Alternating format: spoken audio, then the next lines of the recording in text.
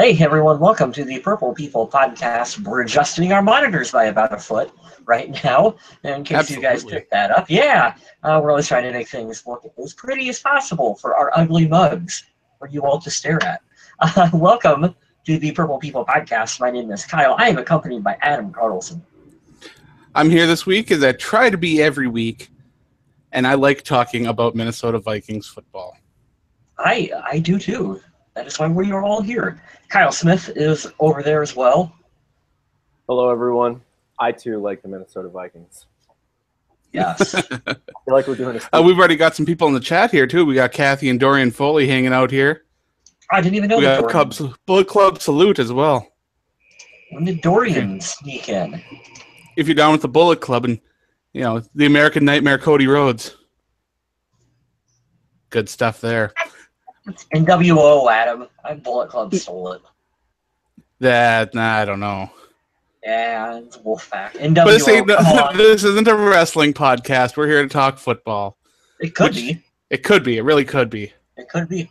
We're going to do that every year, that quick hit of former Minnesota Vikings at WrestleMania. Oh, yeah. And Roman Reigns. It's our go-to every single year. I'm about to do a three-way, just blow your guys' brain right now. We could turn it wrestling, football to wrestling, especially with that D'Angelo Williams stuff I sent you guys earlier. And it could also be another Walking Dead podcast since I'm finally on board. But I mean, we could go old school with that old Kurt Hennig. We won't nerd out completely right now. We'll talk about football. Oh, I got some good Kurt Hennig stories as well. Yeah. But like I said, not a wrestling podcast. This is Minnesota Vikings. Episode number 258, if that numbering's correct. I don't know if it is. I need to start paying better attention. But this one's Forgetting Jim Marshall. I think we've done some play on that movie before, but we really like that movie, and it works for this week, so why not? I have never seen that movie. Oh my gosh, Kyle, please. You've never seen Forgetting Sarah Marshall? So good. So good. Oh, it's a quality flick. It's so good. All right. Everybody that's in the chat, harass him to watch Forgetting Sarah Marshall. Okay. Thank you. Appreciate that. Definitely a quality film. Let's go into the quick hits where we have actual Viking stuff to talk about, like Mike Florio of Pro Football Talk reporting that Michael Floyd will receive at least a 2-game suspension that could be extended due to the nature of his violation. I remember hearing something about that before. Was that last week? Was that out of this mouth?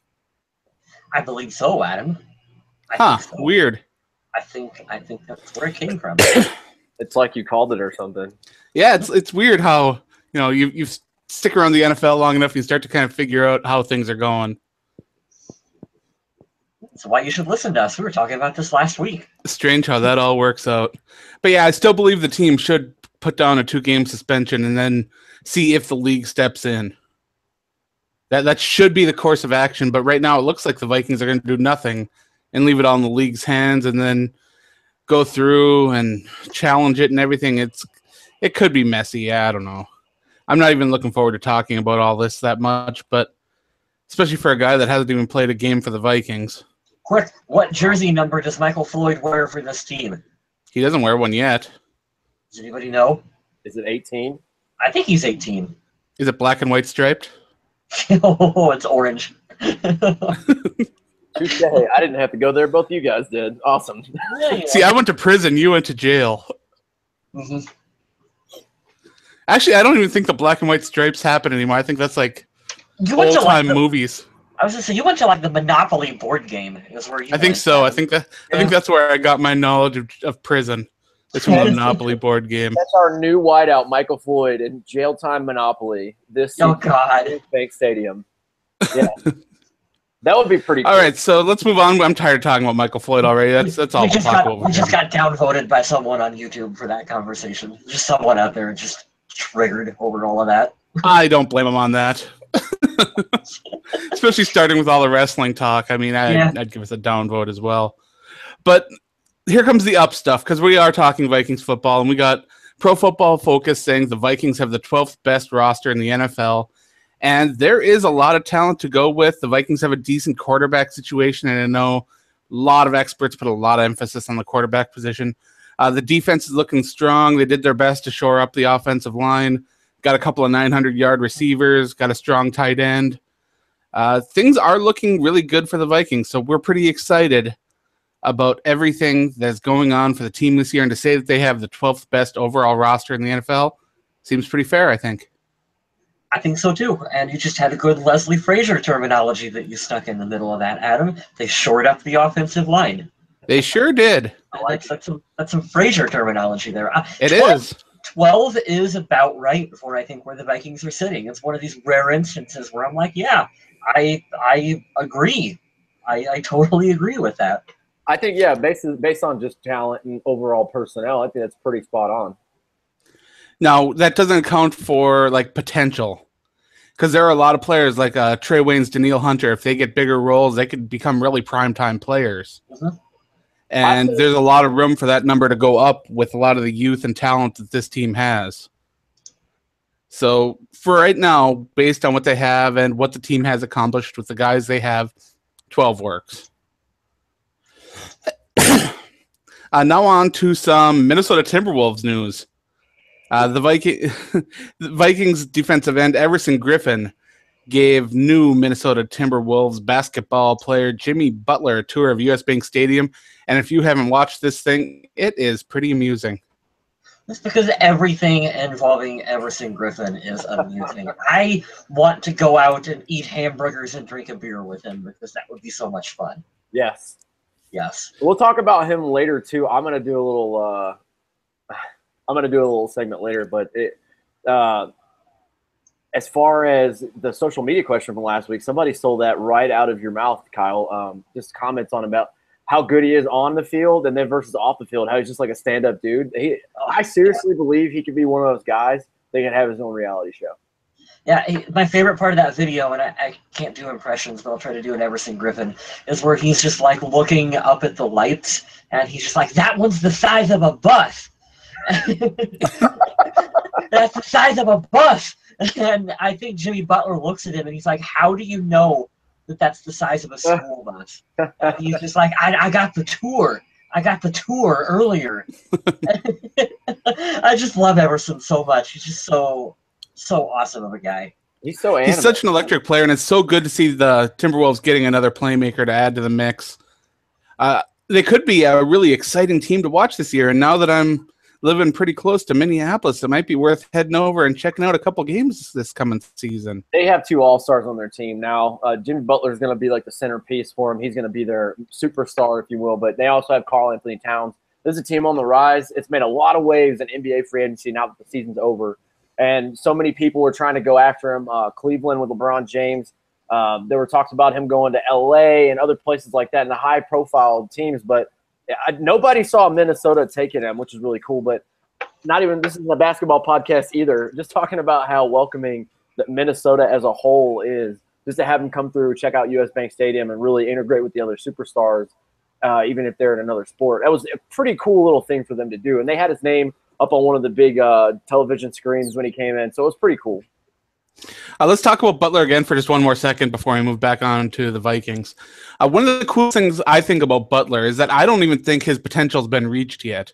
If you look at how he's progressed over the seasons, he's one of those guys so far that's just continually gotten better as he plays the game. So it'll be interesting to see if he takes even another step. Because where he's at right now, he's a fantastic basketball player.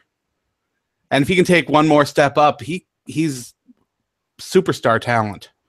Mega superstar. I would agree with that. Definitely, I think, in my opinion, probably the biggest offseason move from any team. I know there was a lot of talk for Paul George because it's all based on Golden State and Cleveland now. But I think as far as getting a steal, you hate to see Zach LaVine go, or Levine. I don't know how everybody pronounces his name because he was definitely a nice player. Someone will correct you on that. Yeah, the internet will. He's an exciting player. He was a good player. Always had some really good dunks, and the dunk contest was fun. But oh yes, you upgraded tremendously, and I think Minnesota actually won out pretty big with this trade. But it was pretty cool to see him walk around US Bank Stadium. Absolutely, and tickets are still on sale for the US Bank Stadium tours. If you want to go and take a look around, they opened it back up, so go pick up your ticket and check it out.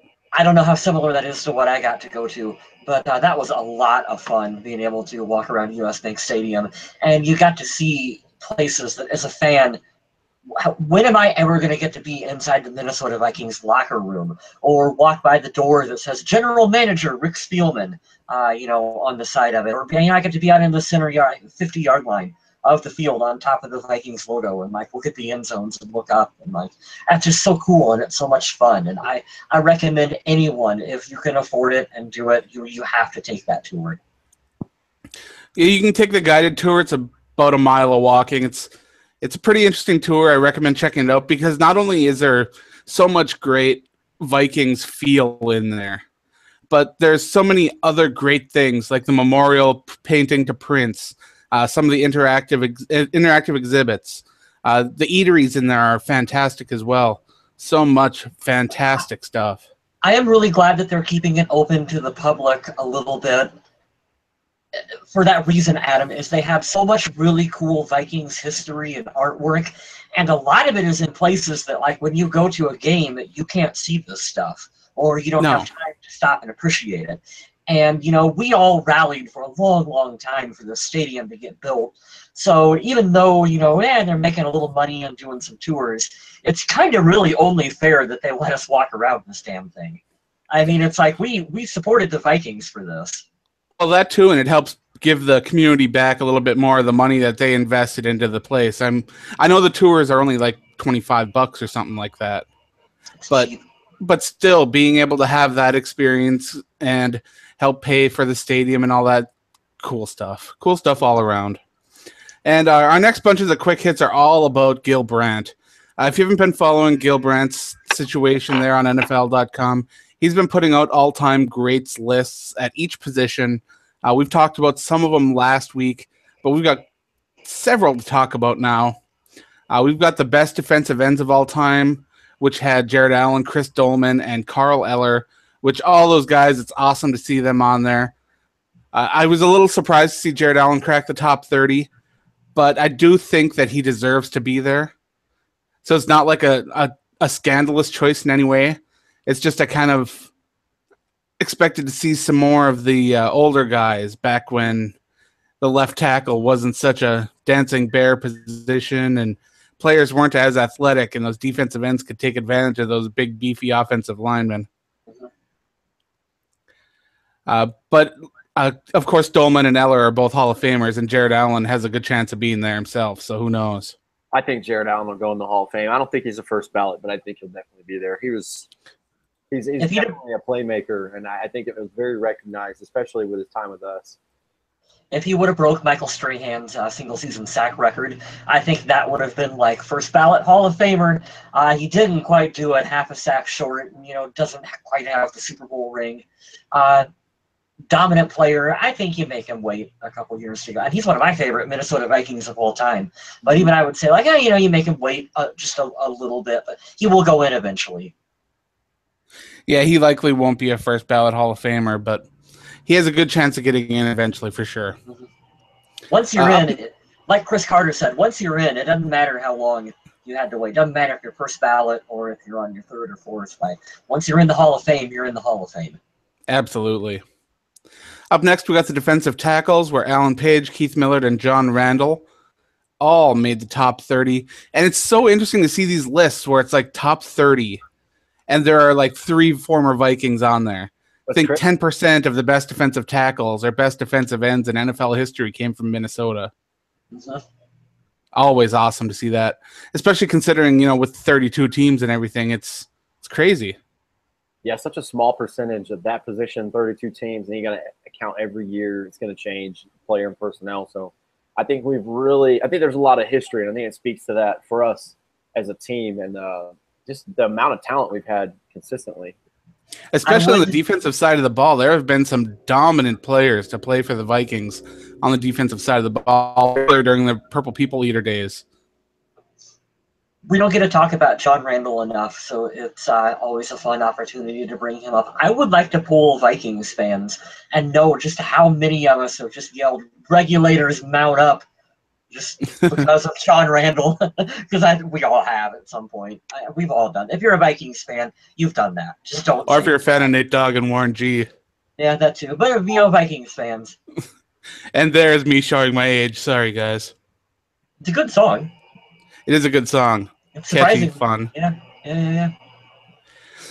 We also have wide receivers where Randy Moss and Chris Carter were included. And although the Vikings have had several other really good wide receivers, I think those are the only two that really needed to be in there.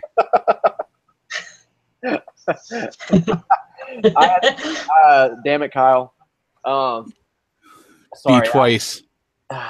I had to add the last one in there just because I saw it today. This was actually kind of surprising, if you ask me. But Antoine Winfield cracked the list, number 25 best corner of all time. And Gil Brandt, he's already, like flirting with Father Time for how old he is. You can see it on the NFL.com. He's been around for a long time. But why 30 too? Like what? I don't know. It's just kind of a random number. We usually go in like increments of 25 or whatever. But I don't know. It's pretty cool. But Antoine Winfield came in at number 25, and I saw that today. So you have a total of 1, 2, 3, 4, 5, 6, 7. Wow, you have 9 players, and that's only at 4 different position groups. So pretty cool. Yeah, we talked about more last week too. Yeah, like we said, that defensive end and defensive tackle positions, when it comes to that Purple People Eaters defense, it's hard not to mention all of them. Sad to see Larson not getting included in there, but what can you do? We know Adam's rant on Mick Tinglehoff as well too. Oh, I'll take that one to the grave there. If you're talking about the best centers of all time and Mick Tinglehoff even cracking your list, that ain't right. That ain't right. Before we jump into this main topic, I want to jump back to that bullet with Alan Page, Keith Miller, and John Randall. I just want to let you guys know, if anyone's like me and you get on your phone a lot, and everything that you do now is circulated on a formula of what you like. So today, the 1996 game of Week 5 between the Vikings and the Packers came up, and we were both undefeated at the time. It was right before Brett Favre started winning MVPs in the Super Bowl that he went to. And John Randall.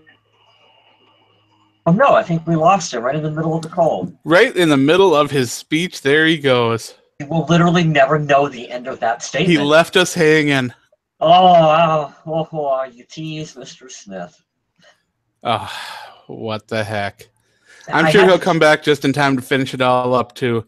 But for now, let's, I guess, keep moving on, huh? We'll just hope that he's secretly talking to himself right now and hasn't realized that he got booted. Wonder how long that conversation would go. But while we were talking about Hall of Famers like Carl Eller, Alan Page, and the others, the main topic this week is about Jim Marshall and how the Minnesota Vikings are going to try to push to get him into the Pro Football Hall of Fame. And his former head coach, Bud Grant, said that he will do anything in his power to help make that happen because of how much he really believes that Jim Marshall should be in. Welcome back, Mr. Smith, by the way. That was very frustrating. I was telling a really cool story, and then I heard nothing. So, we were debating how long you would continue talking before you realized you got dropped. Only till the end of the story. It's good. Yeah. So you're going to finish the story then, or? Yeah, I'll give you guys both back-to-back because we're going to talk about 2 really good defensive players. So I was talking about earlier, if you guys are on YouTube, I don't know how much you heard, but based on a formula, it'll suggest things that you like. I watched the 1996 game. I think it was Week 5 between us and the Packers. We were talking about John Randall earlier, and John Randall and the whole D-line had a field day with Favre. I felt bad for him, and my body hurt just watching what they did to him. And getting prepped for the show tonight, if you go on YouTube as well, it's the number 3 thing when you type in Jim Marshall highlights. He's the number 2 voted snub of the Hall of Fame according to NFL Film. So even people that work for NFL think this is a snub. So I have to see who's number 1. But, yeah, it's pretty telling that he's not in there. And I had a couple notes, and I'll just get them out of the way since I'm yapping away. But 282 games played. He was drafted by the Browns his first year, and then he played for us the rest of the way. NFL champion in 1969, 4-time Pro Bowler, 4-time second-team All-Pro, 30 opponent fumbles recovered. I believe that's an NFL record. And the whole point that I want to get through this is Alan Page and Carl Eller in there, and he was a part of that team. Why is he not in there? I think we can all agree. I think the negative play that he had, the wrong way run, probably has a little bit of effect. I don't think it should. I don't think that's fair. I think that's a long-lasting impact. It's crap, and you don't define a 20-year career and 282 games played by one hiccup. Because if that were the case, Brett Favre shouldn't even be in the Hall of Fame because he's had a lot of those, but he's just an Iron Man. And I think as far as the defensive side of the ball goes, because I think we can all agree that Favre is the Iron Man of offense. Maybe Eli Manning will come close to that record because he's the only one that can touch it right now. But basically, Jim Marshall is football's version of Cal Ripken. And I think it's a travesty that he's not in there. And he's 79 years old right now, so I would like to see him have that joy of being enshrined in Canton because I think he deserves it. Now, as I wrote over on the Viking Age, Marshall is not subject to the normal standards for getting in the Pro Football Hall of Fame since he's been out of the league for 25 years or more. Now he's up to the senior committee, which is how Mick Tingelhoff got in. So there is a chance that this could happen. It should. But he'll have to rely on the senior committee at the Hall of Fame. It's now or never. It's the perfect opportunity for Bud Grant and the Vikings to come out and try to make this push. With the Super Bowl being in Minnesota, like it's kind of like the focus is on the state, and it's a good time to bring up some of the history of the team.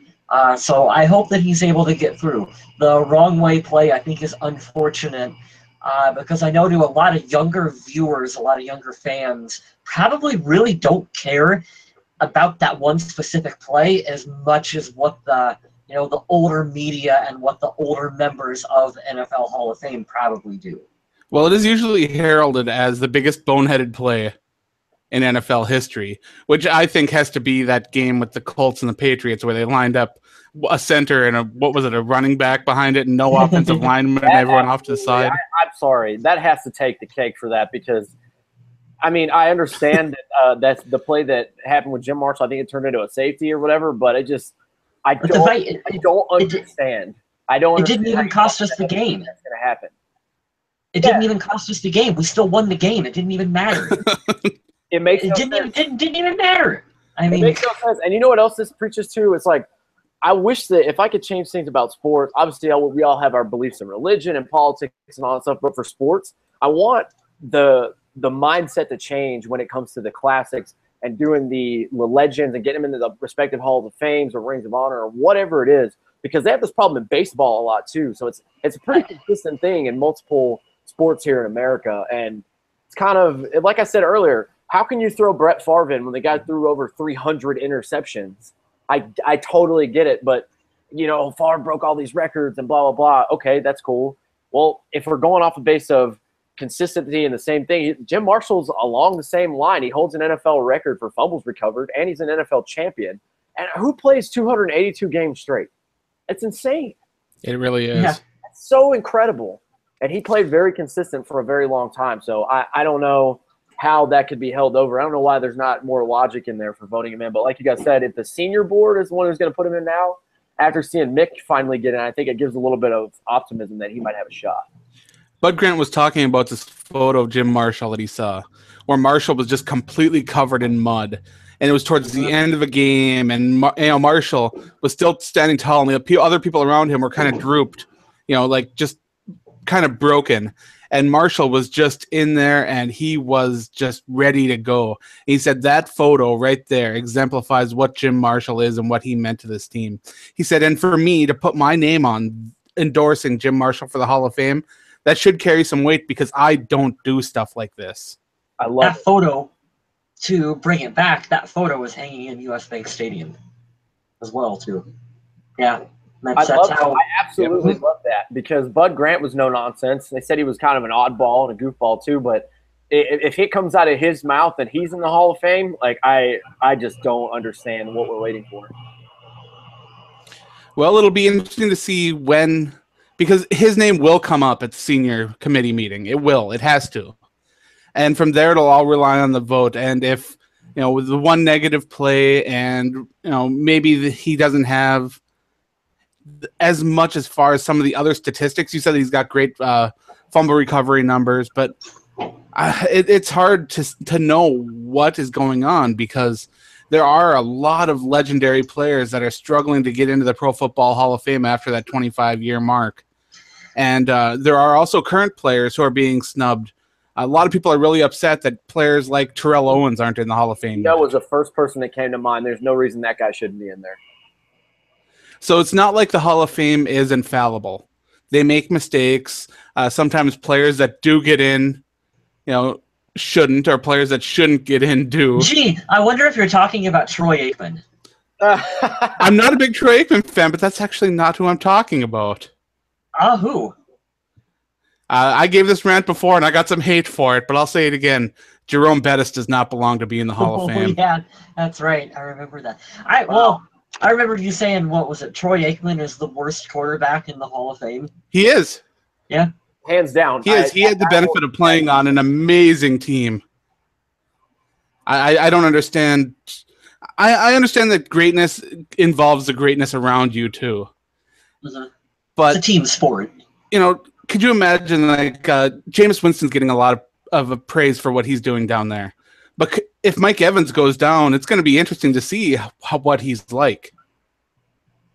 Because Mike Evans is an absolute freak. For everybody listening, this is why I love Adam as a part of the show. Because you learn so much stuff that some people don't. Mike Evans, outside of Odell Beckham and Antonio Brown and Julio Jones, he's number 4 in my opinion. He's a monster. Do you guys remember when we were talking about Johnny Manziel and I said Johnny Manziel is an average quarterback at best with big wheels because he has a strong left tackle and he's got Mike Evans to throw to. Backyard football at its finest. I mean, why not? Sadly, we'll never get to find out if Manziel could transition into an NFL quarterback. You know, his choice, not ours, but it's going to be a no for me, dog. I still would have liked to have seen it work out to see if he could do it. You know, it would have been fun. It would have been fun. Yep.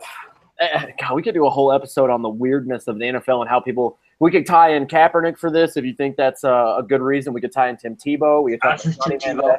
You could say whoever you want. We could have a whole episode. We should do that one day. We got Tommy got in the chat here with us, and he says the Hall of Fame question is: Can you tell the history of the NFL without this player? If no, you put them in. I think they have forgotten this, and I don't think you can tell the entire history of the NFL without Jim Marshall.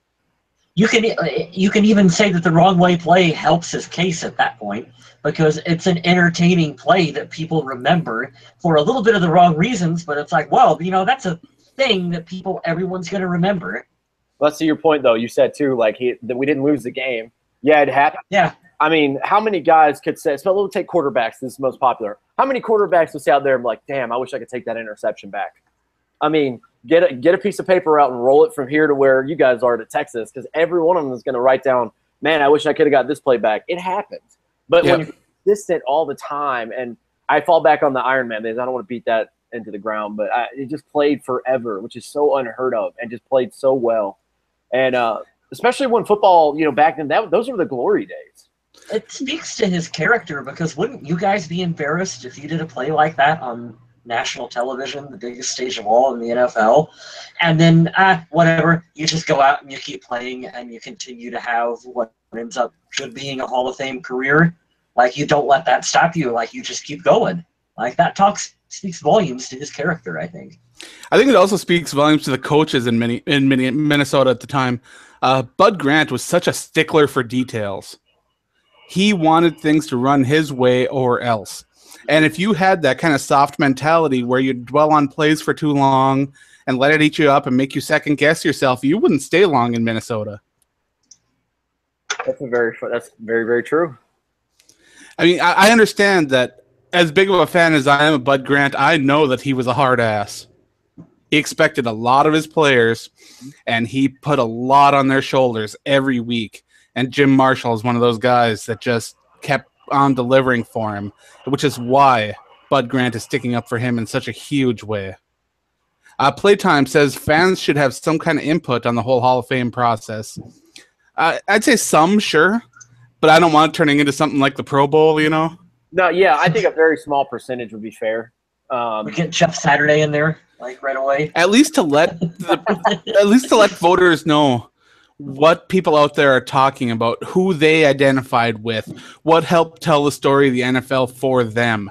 I can see that because sometimes there's a disconnect between the Hall of Fame voting committee and fans of the game, or even analysts of the game. It's a lot of old, stuck-up white folks to vote for the Hall of Fame, and I don't want this to turn into like an ESPN first take debate here. But you know, a lot of those guys look at someone like let's just use Randy Moss because he's a Viking, and they'll go, maybe they don't want Randy Moss to be a first ballot Hall of Fame because some of the some of the things he did on the field and some of the showboating. That's Terrell Owens all the way. Terrell Owens. But then you look at I know, but then you look at younger fans like me who, I was in middle school when Randy Moss gets drafted, and I'm like, my God, I'm a WWE fan to begin with, and then you see Randy Moss out there going through that stuff, and plus he's as good as he is, and it's like, duh, that's amazing.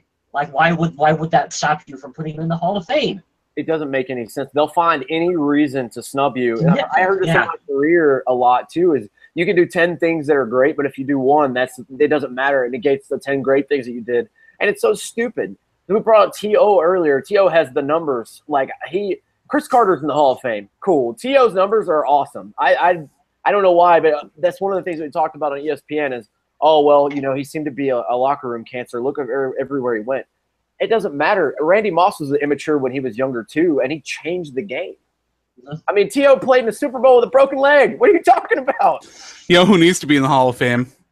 Me. Vicodontis Rex. God, I hate that, Adam, so much.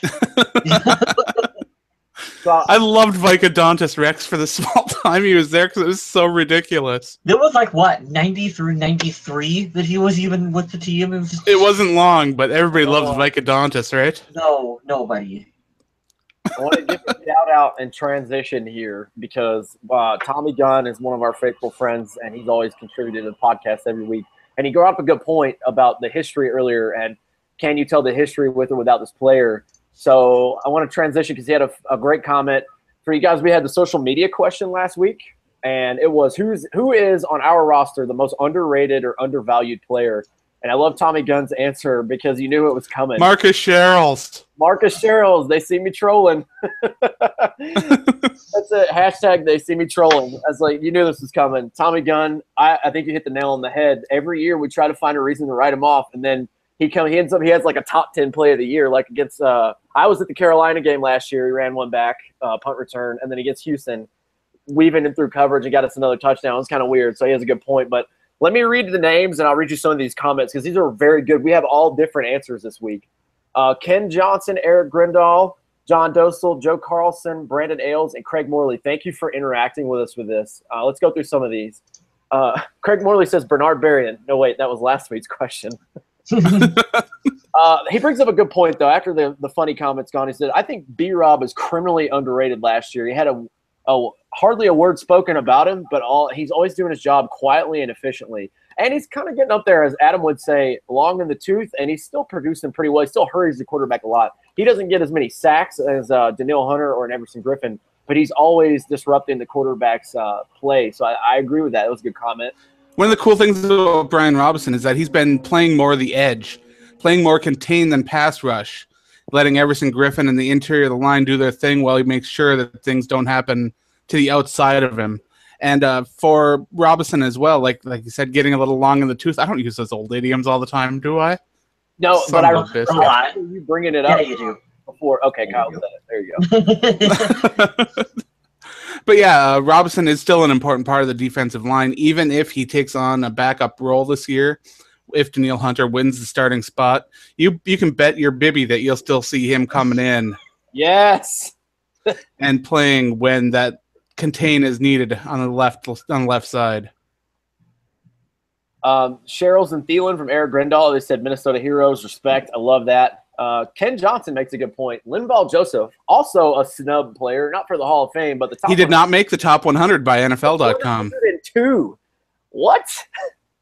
I don't get it. I don't understand that at all, but that's fine because Adrian Peterson was on the list, and of course he played 3 games. But you guys see, J.J. Watt made the list, and he retweeted it, and he said, "This is a joke. I didn't even really play last year." That's amazing. Yes, that's someone who just gives no shits about what's going on.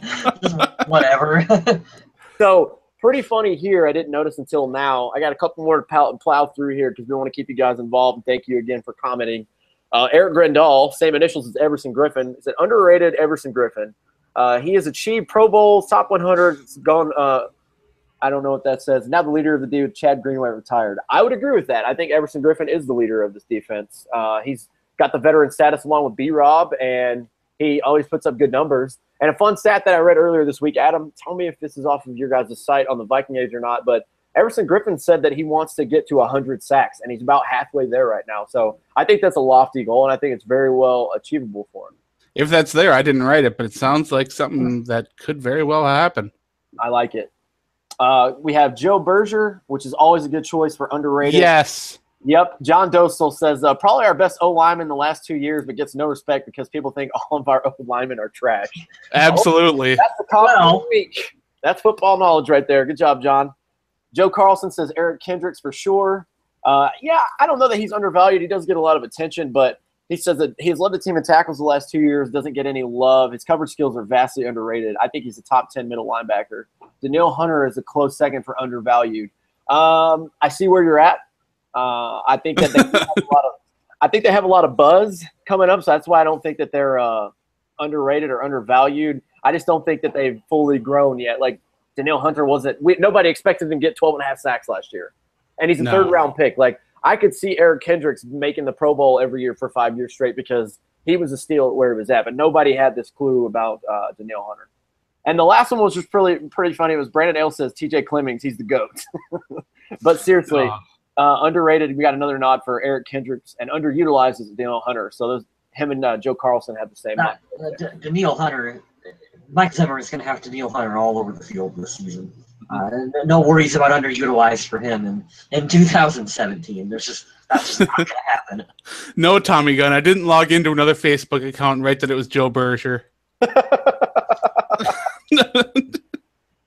It wasn't me, I swear. Conspiracies. I like it. But I would have loved to have seen a couple more off-the-wall answers. I would have liked to have seen maybe like an Andrew Sendejo or maybe another core special teams player or even like a long snapper or something. Who knows? Tom Johnson, I think you could say, is underrated a bit. Yeah, absolutely. We said it all the time. He'd be a starter on another team. Absolutely. Yeah. He very well could be. Very well could be. Captain Mutterland would have been my answer from last year. I think he was very underrated. He's going to be tough to replace. Yeah, I think that'll come out. He went back to Carolina. Mm-hmm. Didn't care for that too much. All right, so for next week, our social media question will be, who will have more touchdowns in 2017, Minnesota's Dalvin Cook or Detroit's Matt Asiata? And we, of course, will share our answers for that question next week. And hopefully we'll get a lot of responses because this is interesting for a lot of great ways.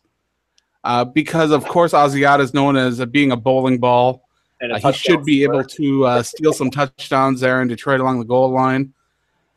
And Dalvin Cook, of course, his availability will rely on being able to beat out Latavius Murray for snaps, earn a big role with the team. Maybe make some explosive plays. It'll be fun to see. I hope Matt Asiata scores no touchdowns because he doesn't play for the Vikings anymore.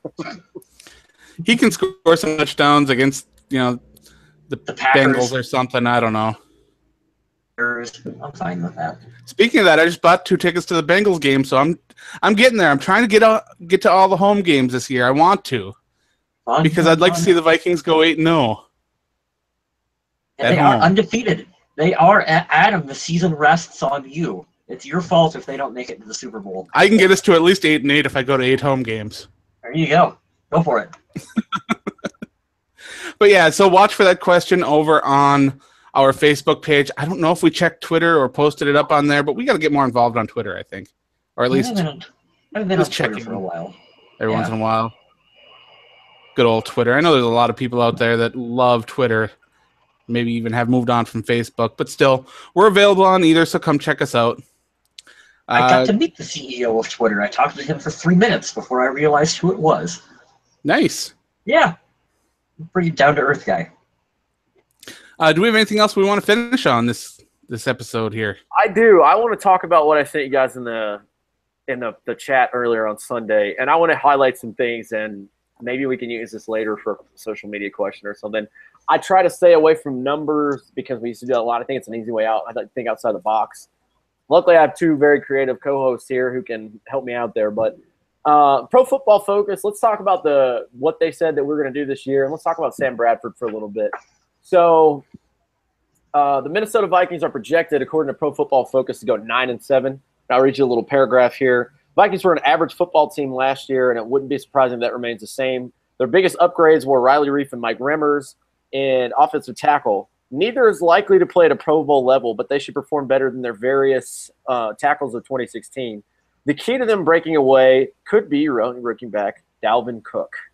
So depending on, and they made a bold comparison here, if he can have a similar impact like Ezekiel Elliott did last year to the Cowboys, Minnesota will definitely be in the playoffs. Well, yeah, if anybody like Ezekiel Elliott, top rusher, I think they'd have a great chance. My thoughts on that.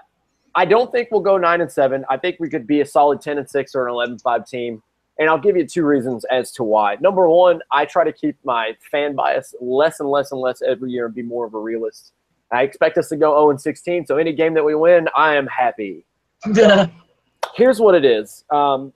Based off of how we performed last year, the schedule sets up when you play other teams in the divisions, stuff like that. We're set up when you have a bad season, you play teams that weren't as good, just like you were last year. Like when we play the, I believe it's the NFC. We play the AFC North and the NFC. Yep. I forget who the other division is. NFC South. The South. That's right. We're going to play Carolina and I forgot that Atlanta went to the Super Bowl. That's going to be fun.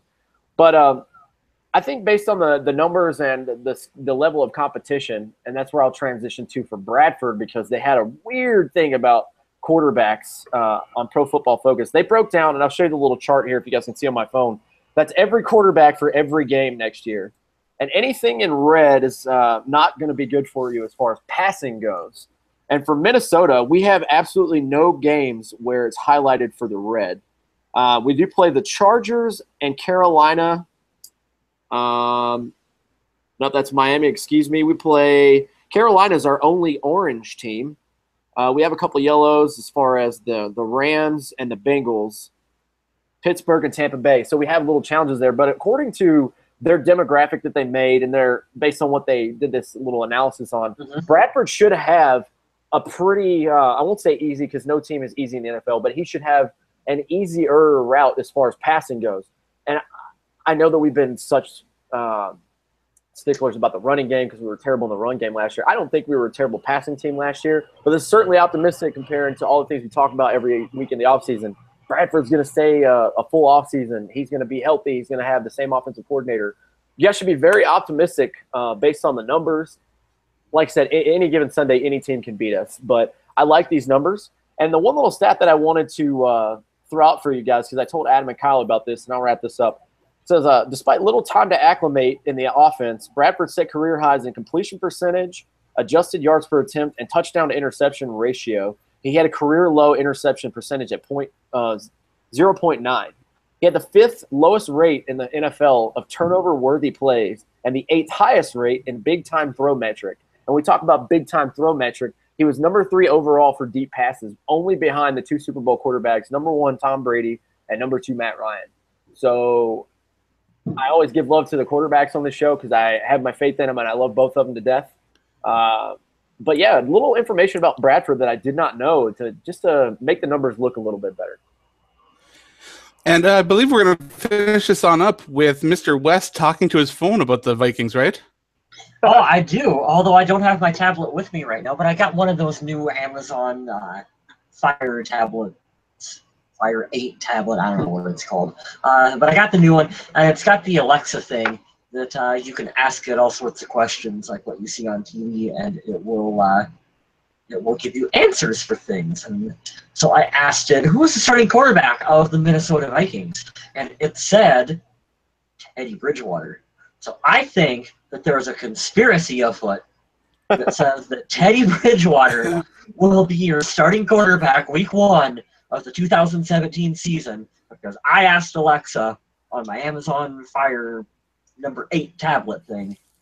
See, I got a feeling that Tommy Gunn is Alexa because he's in the chat saying Teddy's starting all 16 games. What universe are we in right now? I don't know what to say. I wouldn't be mad. I wouldn't be happy. I wouldn't be mad. I would just be confused. Yeah, it would be unexpected, definitely. But next week's social media question should be, what week do you expect Sam Bradford to be injured? Oh, no. Damn it, why did you say that? We're all excited for Case Keenum, right? Isn't that his name? Don't we have Case Keenum on the roster? That is correct. That is his name. No, I'm not. Oh, God. Hey, Mr. West, what's the Vikings punter's name again? Oh shit! I have no idea. I don't even hardly know the kicker's name. I just like throwing that out there because right now everybody has no clue what the hell it is. I don't. Taylor Simmank is his name. Oh Jesus! How do you spell it, Adam? Do you remember? Symmank. Oh, I hate that so much. Autocorrect hates that name so much. But yeah, that's all we have for this week. I'd like to thank everyone for joining us in the chat, interacting with us on Facebook and Twitter for our social media question, giving us thumbs up and subscriptions and follows all over the place. I love all that kind of stuff. I also want to get in a quick plug for Undead Walking. Of course, next week is the big mid-season finale of Fear the Walking Dead. This season has just flew by so far. It'll be halfway over on Sunday, and there's a lot to talk about. This has been one of the best series of episodes so far in Season 3 of Fear the Walking Dead of any show I've watched on television. I've heard so much good stuff about it that I think I'm going to have to watch Season 3 and see if that will get me back into it, because it kind of lost me for a little bit, and I haven't been paying attention, but I've heard about it. It's been pretty fantastic. Also, we've got San Diego Comic-Con International coming up, where the big Walking Dead Season 8 trailer will be revealed, and that's going to be exciting as well. So if you're a big fan of those zombie shows or video games or comic books, just head on over to Undead Walking and check out my stuff. I'd appreciate that. And since you're a fan of the Vikings, if you're listening to this, you're either a fan of the Vikings or you're a fan of one of us. So I'll take any of that. You're a fan of Kyle West. He's very single, ladies. So there you go. Slide into his DMs. That is accurate. But you can check out my work over on the Viking Age. Lately, I've been talking a lot about Gil Brandt's lists. Today, I wrote about Jim Marshall, the push to get him in the Hall of Fame. We're going to be talking a lot more about training camp situations, roster evaluations. Right now, I'm working on a slideshow of all the players that are in the Hall of Fame from the Vikings. And if you have any ideas for slideshows or articles you'd like to see me do, feel free to shoot me over a message. I'm a good. I have an idea for you, Adam. I will pitch you an idea after we get done talking. I like it. Yes. And I'd just like to thank everyone again for tuning in and listening on YouTube or one of the many other places like iTunes, Stitcher, PodOMatic, Google Podcasts, or wherever you choose to listen. And stay classy, Minnesota.